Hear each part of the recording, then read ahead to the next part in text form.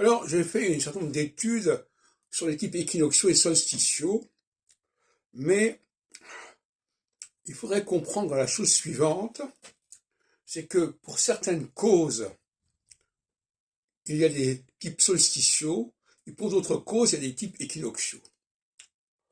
Et je dirais que d'une certaine manière, pour les causes perdues ou douteuses, il vaut mieux des types solsticiaux, et pour les travaux vraiment solides, il vaut mieux des types équinoxiaux.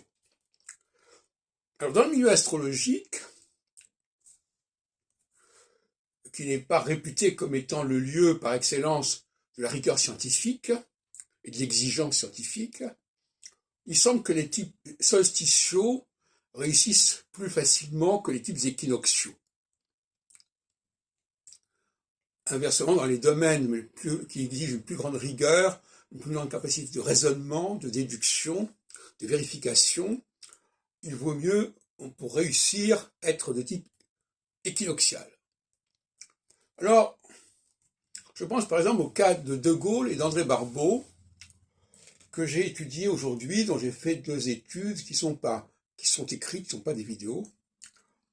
Et il manque une certaine clé dans ces 2 travaux, dans ces 2 études.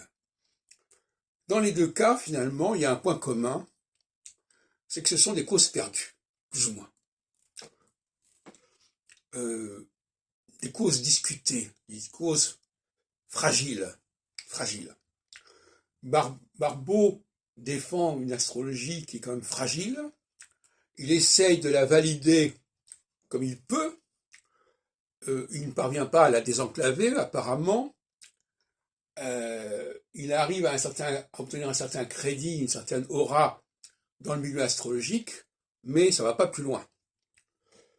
Sinon, auprès des éditeurs. Enfin, les éditeurs, ils ont leurs propres enjeux. Et dans le cas du général de Gaulle, eh bien, c'est un peu la même chose. Excusez-moi de le dire. La France est, depuis 1940 notamment, une cause fragile. Elle a été débordée par l'armée allemande en 1940. Ça aboutit à une ligne de démarcation, à une occupation, alors que l'on croyait, depuis la guerre de 14, que la France avait une capacité de résistance considérable. En fin de compte, ça a eu lieu par le fait qu'en 1940, on était encore dans une période équinoxiale, et que la période équinoxiale ne fait pas de cadeau aux causes fragiles. Alors qu'en 14, 17, on était en phase solsticiale, et là, on peut plus facilement faire illusion.